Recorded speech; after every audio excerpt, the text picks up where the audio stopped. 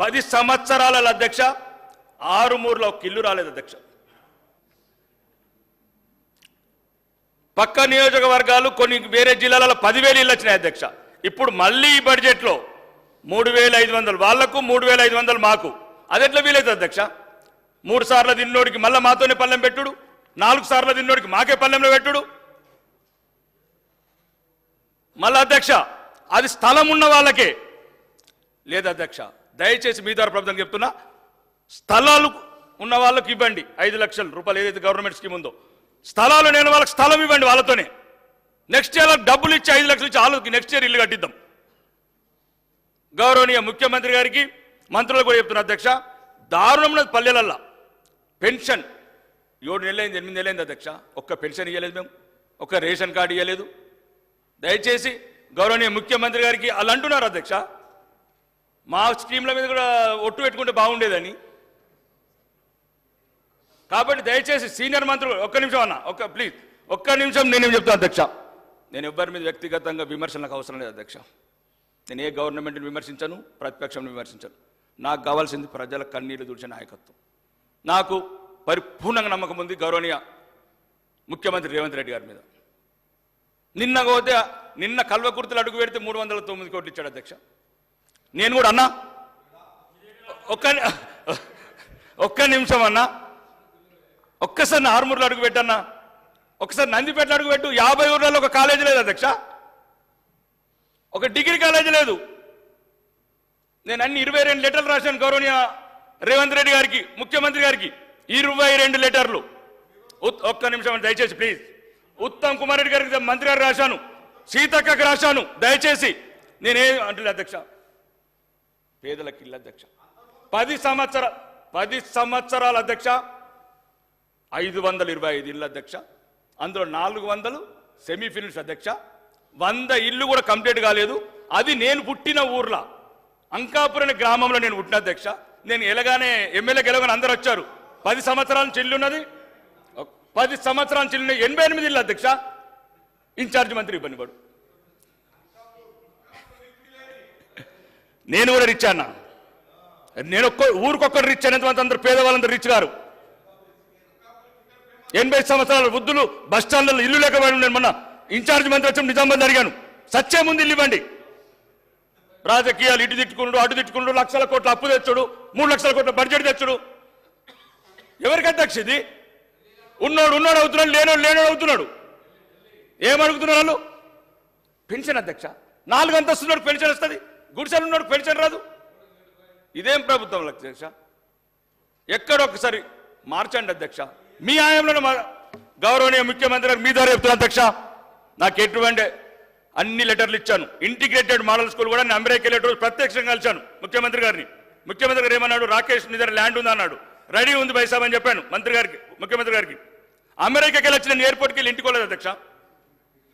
చక్కగా ఎయిర్పోర్ట్ పోయాను, సెక్రటరీ వెళ్ళాను అన్న. వెళ్ళేటప్పుడు ముఖ్యమంత్రి గారు చెప్పారు, ఓఎస్డీ గారు అజిత్ రెడ్డి గారు ఎమ్మెల్యే గారు రిక్వెస్ట్ తీసుకొని కన్సల్ట్ చేయని చెప్పాడు. పోగానే అజిత్ రెడ్డి గారు ఏం చెప్పారు అధ్యక్ష? ఎవరో కన్సల్ట్ సెక్రటరీకి ఫోన్ చేసి ముఖ్యమంత్రి గారు ఇచ్చారు, ఏదైతే కొడంగల్తో పాటు ఆరుమూరు కూడా పైలట్ ప్రాజెక్ట్ తీసుకోమని చెప్పారు ముఖ్యమంత్రి గారు. వెళ్ళాను, అక్కడ ఎవరో సెక్రటరీ వెళ్తే దండం పెట్టాను. అమ్మ 5,000 మంది బిడ్డలు అద్దె కొంపలలో అంటున్నారు అని చెప్తే, లేదు రాకేష్ అని చెప్పిన తర్వాత మళ్ళీ కాగానే అది మదిరకి వెళ్ళిపోయింది. నేను మదిరకి వెళ్ళిపోయినా ఏమలేదు. బట్టి విక్రమార్క ముఖ్యమంత్రి అన్న మీరు 2 తీసుకున్నా పర్వాలేదు, 3వది నాకు ఇవ్వండి అన్న. పైలట్ ప్రాజెక్ట్ మీరు 40 ఇస్తున్నారచ్చు అధ్యక్ష, 40 ఇస్తున్నారచ్చు, కానీ పైలట్ ప్రాజెక్ట్ నాకు కూడా కావాలి. అప్పుడు మళ్ళీ చెప్పాను, వెంటనే కలెక్టర్కి పోయి దండం పెట్టాను అధ్యక్ష. సార్ నాకేమది సార్ 5 ఏళ్ళు, నేను ఎక్కడ కూడా చెప్పాను ముఖ్యమంత్రి గారికి వేదిక ద్వారా కూడా చెప్తాను అధ్యక్ష, నా సొంతానికి 5 ఏళ్ళలో ఎవరి దగ్గరికి రాను.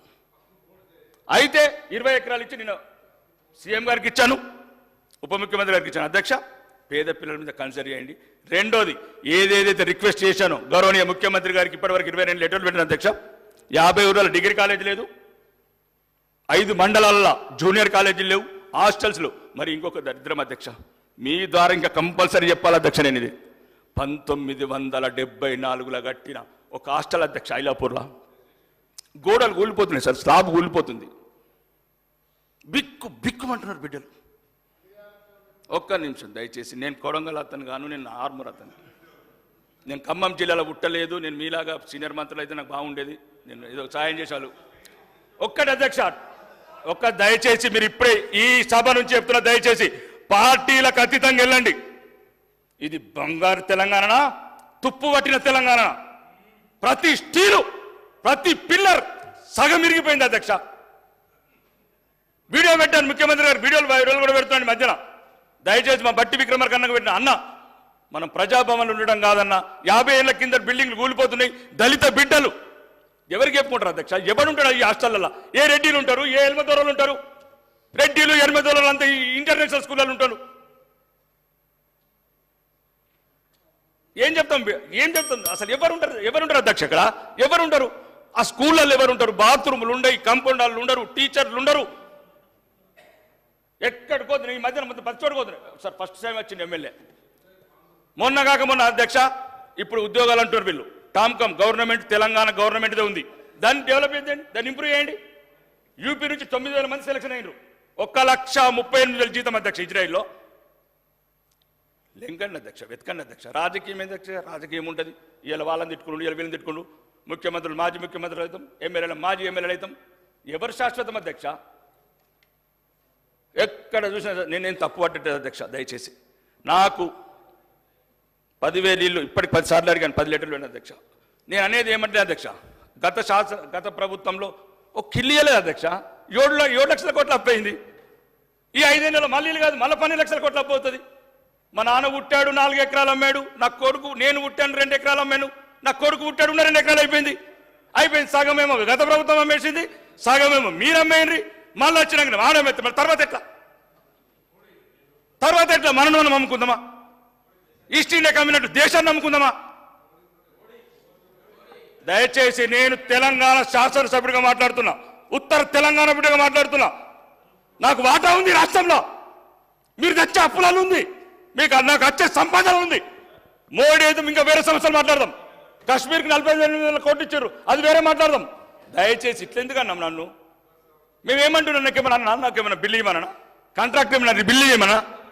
ఎస్సీ బిడ్డలు అధ్యక్ష, మీరు దయచేసి మీరు పర్యటన పెట్టుకోండి ఐలాపూర్కు. మీరు దయచేసి మీ దండం పెడతాను. మీరు ఐలాపూర్కి వెళ్ళిన తర్వాత తెలంగాణ పరిస్థితి ఏర్పడుతుంది. ఇది బంగారు తెలంగాణ, ఇది తుప్పు పట్ల తెలంగాణ, లేకపోతే 3 లక్షల కోట్ల బడ్జెట్ తెచ్చుకొని ఏసీ రూమ్లలో గుర్తున్నాం మనం. కన్క్లూడ్ చేయండి రాకేష్. దయచేసి ఒకటే అధ్యక్ష, ఒక 2 నిమిషాలు అధ్యక్ష. నీళ్ళు తాగితే ఇంకా మాట్లాడుతున్నాను. నేను ఏమంటున్నాను అధ్యక్ష? నేను దయచేసి అధ్యక్ష మీ ద్వారా గౌరవనీయ ముఖ్యమంత్రి గారు చెప్తున్నారు. సీన నాగే ఒక ఆర్టిఫిషియల్ ఇంటెలిజెన్స్ వాడతామన్నారు అధ్యక్ష. తెలంగాణ మొదటి శాసనసభ సమావేశాలలో ఆర్టిఫిషియల్ ఇంటెలిజెన్స్ టెక్నాలజీ వాడతామన్నారు అధ్యక్ష. మేము అమెరికా న్యూజెర్సీలో